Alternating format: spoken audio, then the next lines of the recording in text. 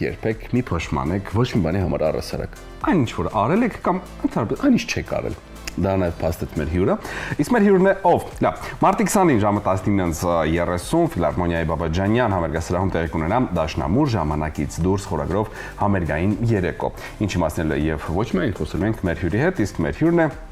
միջազգային մրցույթների դափնեկիր Հայաստանի Հանրապետության նախագահական մրցանակի հաղթող Տիգրան Պետրոսյանը։ Բարի լույս։ Լույս Արավատի։ Ինչպե՞ս ենք։ Լավ, լուսություն։ Հազար բարի։ Գնանք ցած մի քիչ շատ միջև ես մենք խոսանք ինչի համար ենք հավաքվել, հա։ Գնանք փոքր հետ Գյումրի։ Եվ այս ամեն ինչը սկսվեց չեմ կարծում պատահականությամբ, ես վստահ եմ, որ Գյումրին հենց ինքը Գյումրին շատ մեծ դեր ունի ձեր որպես արտիստ, երաժիշտ դաստիարակության մեջ։ Դա այդպես է թե ոչ։ Գիտեք, միգուցե եւ այո, վերջի ինքը այսպես բավականին հարուստ պատմությամբ քաղաք է։ Ոտ նամանավանդ կենտրոնը ինքը բավականին այսպես ոգևորիչ, արվեստ, արհեստ, այդ ամեն ինչը մինչև հիմա կա ու շատ անհատների ջանքերի շնորհիվ պահպանվել է։ Դե ես էլ երևի ինչ որ չափով այդ ամեն ինչը իմ մեջ ներառել եմ։ Բայց ընդհանուր առմամբ այդ երևի թե որոշված էր ինչ որ չափով արդեն ընտանեկան այսպես ավանդույթ է մեր մոտ։ Ոտ երաժշտությամբ գնալը մասնավորապես Դաշնամուրի ուղղությամբ։ Շատ լավ։ Ձեր երաժշտության մեջ որքանով է ներկա ժամանակի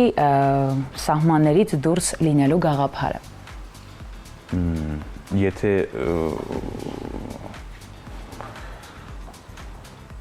ես իմ ծրագրերը հիմնականում կառուցում եմ այն պրինցիպից ելնելով, որ փորձեմ նոր բան ներկայացնել, փորձեմ ինչ-որ ստանդարտներից դուրս, ընդունված ստանդարտներից դուրս։ Ինքս ես դասական երաժիշտ եմ, ակադեմիստ եմ, բայց փորձում եմ նաև պոպ, ջազ երաժշտություն ընդգրկել իմ ծրագրի մեջ, փորձում եմ նվագել այնպիսի ստեղծագործություններ, որոնք այդքան շատ չեն համենայն դեպս պատահում դաշնական ռեպերտուարի մեջ, բայց միևնույն ժամանակ իմ համար շատ հետաքրքիր երաժշտությունն ինքնին այնքան բազմազան է, որ ամեն արտիստ, ամեն երաժիշտ փորձում է ինստիտուտը գտնել իրենը, գտնել իր ոճը, փորձել ինչ հանդիսատեսին ինչ որ մի նոր բան ներկայացնելու, ես էլ ինքս փորձում եմ։ Իսկ միջազգային մրցույթներում հաղթանակները որքանով են փոխել ձեր երաժշտական ճանապարհը։ Իրանք տալիս են փորձառություն, իրանք տալիս են կապեր, գիտակցություն, թե արդի երաժշտական աշխարհը կատարողականի նկատի ունեմ, իրենից ինչ է ներկայացնում, միանշանակ մրցույթները, ես ինքս հիմա արդեն այդքան ամեն ինչով հետաքրքրված չեմ, որպես կատարող երաժիշտ, արդեն փորձում եմ գնալ իմ ճանապարհով, այնտեղ համերգներ, տարբեր պրոյեկտներ, բայց ժամանակին իհարկե բոլոր երաժիշտներն էլ այդ ուղիով, այդ փուլով անցել են, բնականաբար։ Դուք ելույթ եք ունեցել եւ համագործակցել եք Հայաստանի Հանրապետության սահմաններից դուրս շատ այլ երկրներում։ Դուք բավականին երկար ժամանակ ապրել եք Ռուսաստանում, սովորել եք Ռուսաստանում եւ 2025-ից վերադարձել եք Հայաստան արդեն։ Հողն է կանչում ավելի շատ երևի։ Այդտեղ ինչն է հետաքրքիր։ Վստահ եմ, որ հայրենիքում ելույթ ունենալը դա մեկ այլ բան է, որովհետև կան բեմեր ու հայրենիքում առասարակ ելույթ ունենալը դա մի այլ զգացողություն է, բայց երբ որ դու ելույթ ես ունենում հայրենիքից դուրս օտարերկրյա հանդիսատեսի առաջ ներկայացնում ես երբեմն քո մշակույթը, քո երաժշտությունը, դա այլ պարտականություն է ու ավելի բարդ է, որովհետև նրբորեն պետք է մոտենալ ու ամեն ինչը փոխանցել այնպես ինչպես որ կա, որ հանդիսատեսը, օտարերկրյա հանդիսատեսը, որը մասամբ պատկերացում ունի Հայաստանի կամ հայկական մշակույթի մասին, լիարժեք ամեն ինչ տեղ հասնի, այսպես ասած։ Արդյոք կա մեծ տենց տարբերություն օտար հողի վրա ելույթի եւ հայրենիքում։ Այստեղ եք ձեզ ավելի ազատ, հանգիստ զգում, թե այնտեղ եք կարողացել լեզու գտնել։ Գիտեք, իրականում ես իհարկե այստեղ իմ հայրենիքի վրա շատ ավելի հանգիստ եմ, զուտ նրանով պայմանավորված, որ ես բավականին լավ արդեն հասկանում եմ այստեղ երաժշտական աշխարհը ինչպես է կառուցված եւ իմ համար նորությունները քիչ են այստեղ։ Բայց միջազգային հանդիսատեսի հետ էլ շատ այսպես լավ ստացվել է համագործակցություն, լինի դա Մոսկվայում, լինի դա Եվրոպայում, Ֆրանսիայում, Փարիզում, Լիոնում, ստացվել է այդպես, որ ինձ երաժշտություն ազգություն չունի։ Միանշանակ ու շատ լավ ընդունել են։ Դառումով ես շատ պես ուրախ եմ ու շատ գոհ եմ որպես արտիստ, որ կարողացել եմ հանդիսատեսի հետ բոլոր երկրներում այսպես լավ կոնտակտ ստեղծել։ Իսկ բեմ բարձրանալուց առաջ ինչ որ հատուկ ռիտուալներ կամ հոգեվիճակ ունեք, որ ձեզ ստիպում է կենտրոնանալ։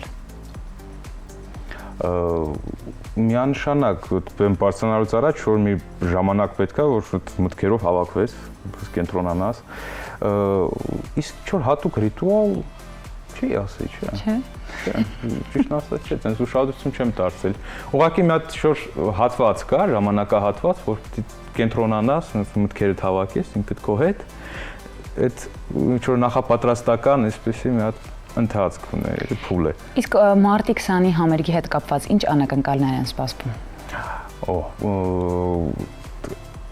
Սկսենք ծրագրից սկսենք, հետո հասնենք անակնկալներին։ Սիրով։ Ինչ է սպասվում առասարակ։ Ուրեմն ծրագիրը այսպեսին է։ Ես առասարակ вообще կոնտրաստներ շատ եմ սիրում։ Իմ ռեպերտուարի մեջ ես շատ այսպես տարբեր ժամանակաշրջան, կարող է լինի բարոկ, կարող է լինի 20-րդ դար։ Ոդ այդ շատ եմ սիրում։ Հիմա այստեղ կոնկրետ դրան ավելանում է նաև ջազ, պոպ երաժշտություն, մշակումներ, հայտնի դաշնակարների մշակումներ եւ միգուցե նաև իմ այդ ինչ որ սյուրպրիզներից։ Այսինքն ճակերտներ չեք ուզում բացեք, լավ, ինչ-որ Բայց անակնկալներ լինելու են։ Հա, իրա հաստատ անակնկալներ լինելու են, ռեպերտուարը իրանով ինձ թվում է բավականին հետաքրքիր ու հազվադեպ կատարվող Հայաստանում, համենայն դեպս առաջի անգամ, եթե չեմ սխալվում, պիտի հնչեցնեմ Ives-ի երկրորդ սանատան, այդ հազվադեպ են նվագում, ինքը այսպես բավական։ Գիտեք, հա, միանշանակ բարդ, բայց հետաքրքիր, ոչ ստանդարտներից դուրս, ինքը вообще իր արվեստը շատ նորարարական էր, ինքը իր ժամանակից շատ առաջ էր անցել Ives-ը։ Ես էլ մեծ սիրով մտածեցի ինչի՞ չէ, իր արվեստը ներառեմ ժամանակին, Վիլլա Լոբոսն են պրեմիերա արել նույն ձևով։ Սիրում եմ այդպիսի կոմպոզիտորների գտնել, նվագել։ Իսկ ձեր երաժշտական մտածողության վրա որ հեղինակներն են կամ որ ստեղծագործություններն են այսպես ազդել։ Դեք տարբեր պերիոդներում տարբեր են։ Սկսվել է ամեն ինչ իհարկե ռոմանտիզմից, Շոպեն, այսպեսի հաճելի երաժշտություն։ Մինչև հիմա էլ իհարկե ռեպերտուարում կա, բայց հետագայում արդեն այսպես ինչ-որ էվոլյուցիոն ճանապարհ անցա, որպես երաժիշտ, որպես արտիստ։ Հիմի ավելի շատ 20-րդ դար հայկական երաժշտություն, ոտ նամանավանդ երբ որ դրսում էի սովորում ու ապրում աշխատում, ոնց որ ավելի շատ ուզենայի հայկական ռեպերտուար իմ ծրագրի մեջ, այսպես շատացնեի, ընդգրկեի ու ներկայացնեի։ Ոտ այս շրջանում ավելի շատ երևի հա 20-րդ դար ու հայկական։ Կարող ենք համարել, որ 21 թվականի Կանզինսկի նվագախմբի հետ ելույթից հետո, որը որ Երևանում էր, սա հաջորդ այսպես մեծ մեգանախագիծն է, թե մինչ այդ էլ է եղել։ Չէ, մինչ այդ էլ համագործակցել եմ Կաֆեսչյան տարվեստի կենտրոնի հետ, համագործակցել եմ Կոմիտաս Թանգարան ինստիտուտի հետ։ Հիմա էլ մեծ սիրով աշխատում, նաև կամերային ազգային կենտրոնի հետ երաժշտության։ Իրանց հետ իմիջայլոցս վերջերս շատ հավես, այսպես համեր կարեցինք, Երկեհոն Տաշնամուր դուետներ, ու այսպես համաշխարհային հիթեր։ То есть, չգիտեմ, 18-րդ դարից մինչև 17-րդ դարից մինչև մեր օրերը կինո երաժշտություն ու հանդիսատեսը շատ գոհ էր, մեզ էլ էր հաճելի, այսպես նոր փորձ էր։ Ու ինձ թվում է այդպիսի բաները շատ ողջունելի են ու ցանկալի է որ շարունակական լինի, հիմա աշխատելու ենք այդ ուղղությամբ նույնպես։ То есть փորձում եմ համագործակցել բոլոր մեր խոշոր այսպես նվագախմբերի, կոլեկտիվների, կառույցների հետ, այո։ Так что արխիվում ինձ թվում է շատ հետաքրքիր պրոյեկտներ կան։ Շատ լավ, ինձ նաև հետաքրքիր է կարգա Դաշնամուր ժամանակից դուրս խորագրի վերաբերյալ